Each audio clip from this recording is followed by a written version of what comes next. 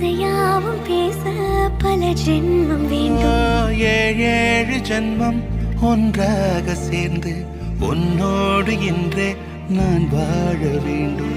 காலம்